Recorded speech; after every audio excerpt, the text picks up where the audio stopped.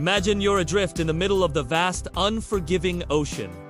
No land in sight, no rescue on the horizon. Just you, your small boat, and the endless blue. Now, imagine doing that for 27 days, with no food and no water. Sounds impossible, right? Well, for one man, this impossible nightmare became a reality. This is the incredible, almost unbelievable story of Tokai Teitoi, a Kiribati fisherman whose ordinary fishing trip turned into an epic struggle for survival against all odds. It was just another day for Tokai! He set out from his home island in his small, 15-foot wooden boat named the Enterprise.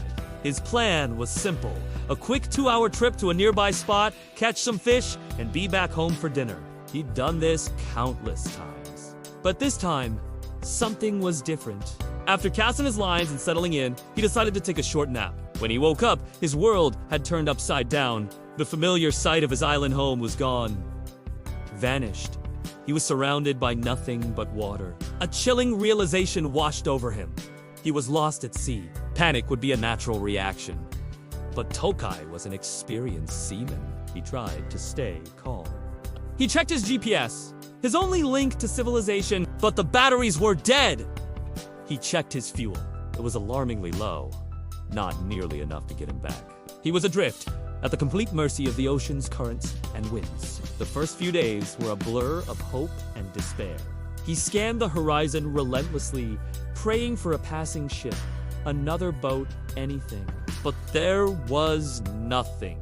The sun beat down on him mercilessly during the day, and the cold chilled him to the bone at night. His meager supplies were the first to go.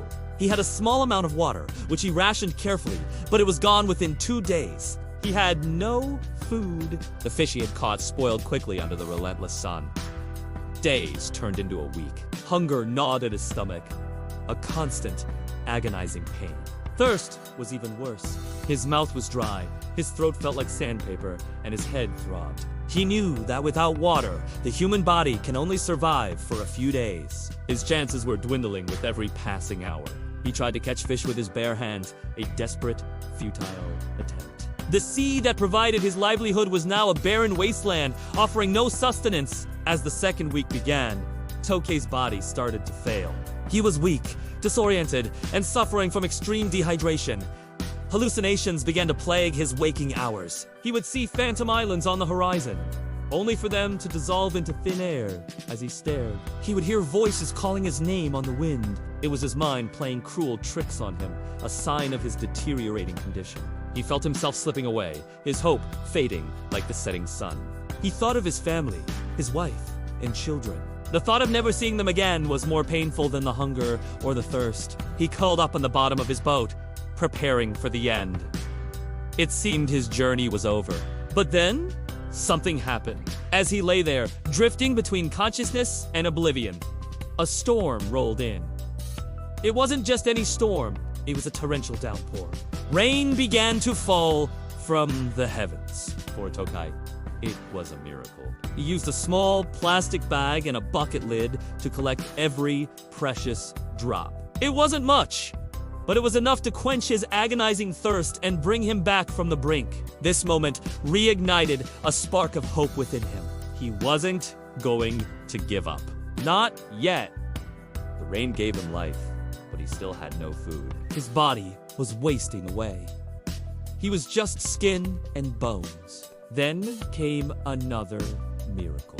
As he was lying in his boat, a huge sea turtle, about 3 feet long, swam right up to his boat and bumped against it. In a surge of adrenaline-fueled strength he never knew he had, Tokai managed to grab it and haul it aboard. It was a brutal, primal struggle, but his survival instinct was stronger than his exhaustion. This turtle would be his salvation.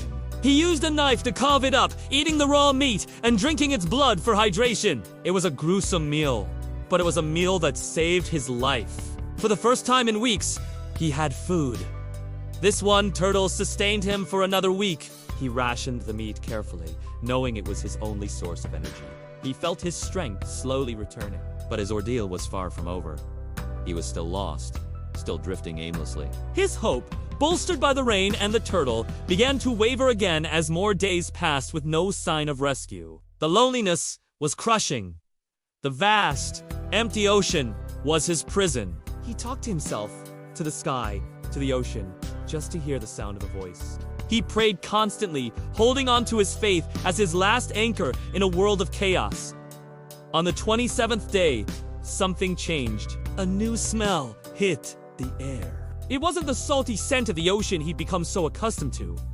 It was the smell of land, earth, trees, life. He struggled to sit up, his eyes scanning the horizon. And then he saw it. A faint, dark line in the distance. Was it another hallucination? He blinked, rubbed his eyes, and looked again. It was still there. It was real. It was land. An overwhelming wave of emotion crashed over him. Relief, joy, disbelief. He had made it. As his boats drifted closer, he saw a small fishing boat. He waved his arms, shouting with what little strength he had left. The fishermen on the boat spotted him. They couldn't believe their eyes. This skeletal figure in a battered boat, waving frantically. They pulled him aboard, gave him water and food, and listened in astonishment as he told them his story. He had drifted over 500 kilometers from his home. The island he had landed on was part of the Marshall Islands. He was a long, long way from home, but he was alive. When he finally returned to Kiribati, his family had already held his funeral. They thought he was gone forever.